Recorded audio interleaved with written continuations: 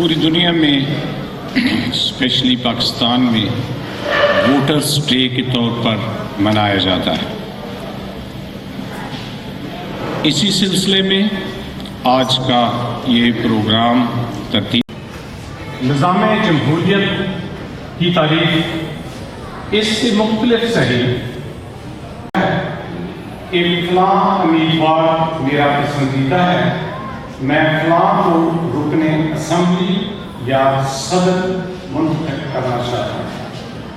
تو اسے سوچ سمجھ کر ڈالو، یہ قرض ہے تم پر مٹی کا، یہ قرض تمہیں لوٹانا ہے۔ جناب صدر، آج 7 دسمبر ہے۔ آج کے دن 1970 میں پاکستان کے پہلے جنرل الیکشن ہوئے تھے۔ آج کے دن پاکستان میں ووٹر کا قومی دن منایا جاتا ہے۔ اگر میں تاریخ میں جاؤں تو باوجود اس بات کے کہ پاکستان کے بننے میں انتخابات نے ایک کلیدی کردار ادا کیا تھا، بلکہ پاکستان بنا ہی ووٹ کی بنیاد پر تھا۔ طاقت سے حکومت کے عمل کو تشکیل کو انسٹیٹیوشن میں، بلکہ یہ گاؤں کی سطح پہ بھی یہ جو 10 دسمبر ہے ووٹر ڈے کا، ووٹر کی اہمیت کا دن۔ ووٹر ہیں جو یہاں پر موجود ہیں، آج کے دن کا منانے کا مقصد یہی ہے کہ ہم اپنا ووٹ بھی ڈالیں، اپنا ووٹ بھی بنائیں، اور وہ لوگ جو الٹریٹ ہیں لیکن ہمارے ساتھ ہیں، ہمارے پیرنٹس ہیں یا ہمارے گلی محلے کے لوگ ہیں جو اس بات کی اہمیت اتنی نہیں سمجھتے، ان کو سمجھائیں کہ جمہوریت کا استحکام اسی میں ہے کہ ہم ووٹ کا استعمال کریں۔ اگر کہ ووٹ کا استعمال صحیح ہو اور اس کی نگرانی کی جا سکے تو یہ بہت ہی بہتر اور بہت ہی اچھا اقدام ہوگا ملک کی ترقی کے لیے، ملک کی استحکام۔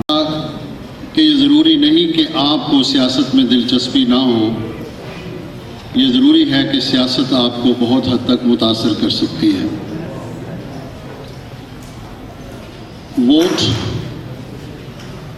اس کے متعلق بہت ساری چیزیں یہاں پہ جو بینرز ہیں اس پہ لکھی ہوئی ہیں۔ یہ مقدس ضمانت ہے، جمہوریت کی بنیاد ہے، کسی قوم کی ترقی اور اس میں آگے بڑھنے کے لیے یہ انتہائی ضروری ہے۔ اگر آپ اپنی قوم کے حوالے سے بات کریں تو میرا نقطہ نظر تھوڑا سا مختلف ہے۔ میں سمجھتا ہوں ہماری قوم کا ہر بچہ اور گاؤں اور دیہات میں رہنے والے جو بزرگ ہیں وہ حقے کا کش لگانے کے ساتھ ساتھ سیاست پہ بڑی سیر حاصل گفتگو کر سکتے ہیں۔ ان کی بات سننے سے یوں لگتا ہے جیسے رات کو سونے سے پہلے جناب وزیر اعظم شہباز شریف صاحب، زرداری صاحب اور عمران خان صاحب ان سے محو گفتگو رہے ہوں۔ تو سیاست کا شعور ہماری قوم میں شروع سے ہی ہے۔ یہ ووٹ مقدس امانت ہے، یہ بھی ہمیں پتہ ہے، اور ہمیں پتہ ہے کہ یہ ووٹ اس بارش کے قطرے کی مانند ہے کہ جو اگر کسی سیپی کے اندر جائے تو موتی اور گوہر بن جاتا ہے، اور اگر وہ سانپ کے منہ میں جائے تو زہر بن جاتا ہے۔ لیکن ہماری قوم کو جو مسئلہ درپیش ہے وہ مایوسی اور نا امیدی۔ 83 میں یونین کونسلز کے الیکشن سے سٹارٹ کی گئی، لارڈ رپن نے شروع کیا تھا اس کو۔ اس وقت ووٹ جو اب سسٹم ہے اڈلٹ فرنچائز کا، یہ نہیں تھا۔ ووٹ کے ساتھ کچھ شرائط آئی تھی کہ جو انکم ٹیکس دیتا ہے وہ شخص ووٹ دے سکتا ہے، جس کی ایک خاص حد تک جائیداد ہے وہ ووٹ دے سکتا ہے، کیونکہ وہ ذمہ داری سمجھتا ہے کہ مجھے حکومت کے معاملات میں حصہ لینا چاہیے۔ سب لوگوں کو ووٹ کا حق نہیں تھا۔ 47 میں بھی جو الیکشنز ہوئے تھے وہ ہمیں کوٹا سسٹم کی بنیاد پہ جو جداگانہ انتخاب کے تحت ہمیں سیٹیں ملی تھیں، اس میں بھی جن لوگوں نے ووٹ دیا تھا وہ اڈلٹ فرنچائز کی بنیاد پہ ہندوستان میں مسلمانوں نے ووٹ نہیں دیا تھا۔ خاص لوگ تھے، مختصر تعداد تھی ووٹرز کی جن کو اپروچ کیا جا سکتا تھا۔ اور ایک سب سے بڑی بات کہ جو 46 میں الیکشنز ہوئے تھے اور جس کے نتیجے میں ہم کہتے ہیں کہ پاکستان مارز وجود میں آیا، وہ اس وقت جو سیاست کا ایک فلو تھا وہ نظریاتی تھا. اس وقت پاکستان کے اندر جتنی بھی تنقید کرتے ہیں، جو سر نے بہاری صاحب نے شعر سنایا کہ بل بلا اٹھیں گے ووٹر اور ہم سیاستدانوں پہ تنقید کرتے ہیں، اصل میں ایشو یہ ہے کہ 47 کا دور جو تھا وہ نظریاتی سیاست کا دور تھا. پاکستان میں 77 کے بعد سے نظریاتی سیاست کا دور ختم ہو گیا، باہر نکلتا ہے. کلائنٹلزم کی پالیٹکس ہے. آپ ایک معروف آدمی ہے جس کے پاس سرمایہ ہے، وہ باہر نکلتا ہے، پیسے خرچ کرتا ہے، بریانی کھلاتا ہے، لوگوں کے کام کرتا ہے اور لوگ اس کے پیچھے چلتے ہیں. کاربن تھے اس لیے انہوں نے قربانی دی. وہ کلائنٹلزم کی پالیٹکس نہیں تھی. کلائنٹلزم کی پالیٹکس ہوتی یہ سب کچھ دینے کو تیار تھا. بھائی کتنے پیسے چاہیے، کتنے آپ کو سہولیات چاہیے. لیکن جب نظریے کی سیاست کی بنیاد پہ آپ چلیں گے تو پھر اب ایشو یہ ہے پاکستان کے اندر اس وقت کہ جو نظریاتی سیاست تھی رائٹ اور لیفٹ کی وہ ختم ہو گئی، کلائنٹلزم آ گیا. اس کو اصل میں ریپلیس کیا جانا چاہیے تھا نیشنل سپرٹ کے ساتھ، کہ ہم قومی مفاد کے لیے چلیں، قوم کی حفاظت کے لیے چلیں. لیکن ہمارے جو سیاستدان ہیں، جس کو ہم سیاستدان کہتے ہیں، اصل میں سیاستدان میں اور سیاستیے میں فرق ہوتا ہے.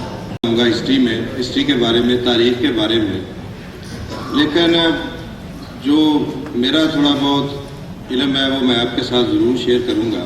تقریباً ہر طالب علم نے، ہر استاد نے مطالعہ پاکستان کے نام پہ سبجیکٹ تو سب نے پڑھا ہوگا کچھ، لیکن بدقسمتی سے شاید جس طرح پاکستان کے بارے میں یا پاکستان کی تاریخ کہہ لیں یا اس کو کہہ لیں آپ اسٹرگل فار پاکستان، کہ پاکستان بننے کے لیے جو ہماری کوشش تھی، انڈیا مانٹیگو تھے secretary of state for India. آپ میں سے بہت سارے لوگوں کو پتا ہوگا کہ میں secretary of state for India کیا ہوتا تھا. Secretary of state for India Montagu نے 20 اگست 2017 کو ہاؤس آف کامنز میں کھڑے ہو کے ایک ڈیکلیریشن، ایک ڈبیٹ کے دوران ایک بات کی تھی جو پالیسی سٹیٹمنٹ تھی ہندوستان کے بارے میں. اس شاید سٹیٹمنٹ تو لمبی چوڑی ہے، لیکن اس کا جو مین جسٹ ہے، جو مین بات انہوں نے کی تھی، مطلب یہ ہے کہ ابھی تک ہم لوگ اس قابل بھی نہیں ہوئے کہ ہمیں سیلف گورنمنٹ دی جائے. بہت احتجاج بھی ہوا، بہت باتیں ہوئی، لیکن انہوں نے اپنی اس پالیسی کو آگے ہو رہی تھی کہ جی آج ووٹر اپنا ووٹ کاسٹ کرتے ہوئے اس امپارشیلٹی یا اس ذمہ داری کا احساس کیوں نہیں کرتا. کا مقصد یہی ہے، جیسا کہ مقررین پہلے جنہوں نے اپنے خیالات کا اظہار کیا، ان کی ووٹ کی اہمیت اور اس کا کردار کے بارے میں جو بیان فرمایا تو آپ سب جانتے ہیں. تو اب چونکہ تمام سب کا وقت قیمتی ہے، اس لیے میں اس کی جو چند چیزیں جو الیکشن کمیشن کے حوالے سے رہ چکی ہیں میں ان کو ذرا بیان کرتا چلوں. سب سے پہلے ووٹ کا اندراج کس وقت کون سی عمر تک پہنچنے میں ہوتا ہے. جیسا کہ آپ جانتے ہیں شناختی کارڈ 18 سال کی عمر میں بنتا ہے، اسی طرح ووٹ کا اندراج بھی 18 سال کی عمر میں ہی بنتا ہے. پہلے چونکہ جو ہماری ووٹر لسٹیں ہوتی تھیں اس وقت ووٹ اس وقت اندراج ہوتا تھا جب اس کی عمر 21 سال کو ہوتی تھی، لیکن چونکہ اس کی اہمیت کو مزید سمجھا گیا اور شعور آگاہی پیدا کرنے کے لیے ہمارا نوجوان طبقہ اس میں اپنے حق رائے دہی استعمال نہیں کر سکتا تھا، اس لیے اس کو ریڈیوس کر کے 18 سال کی عمر کو جیسے ہی شناختی کارڈ بنتا ہے اسی طرح ووٹ کا اندراج بھی اس کے ساتھ ساتھ اندراج ہو جاتا ہے. معلوم ہونا چاہیے اس کے لیے. سب سے پہلے یہ ہے کہ آپ اپنا ووٹ کا اندراج آپ کو کیسے پتہ چلے گا کہ آپ کا ووٹ کا اندراج ہے کہ نہیں ہے. پہلے تو بہت مشکل ہوتا تھا کہ ووٹ کو چیک کرنے کے لیے آپ کو وزٹ کرنا پڑتا تھا ہمارے ڈسٹرکٹ الیکشن کمشنر کے آفس میں جانے کے لیے، اب چونکہ بڑا ایک آسان طریقہ الیکشن کمیشن نے کر دیا ہے، اس کی ایک SMS سروس کھول دی ہے جو 8300 کی وہ سروس ہے کہ جس میں آپ اپنے موبائل سے شناختی کارڈ نمبر لکھ کر گھر بیٹھے اپنا ووٹ کو چیک کر سکتے ہیں کہ آیا آپ کا ووٹ کسی صحیح جگہ پر درج ہے یا کہ کسی غلط جگہ پر چلا گیا ہے۔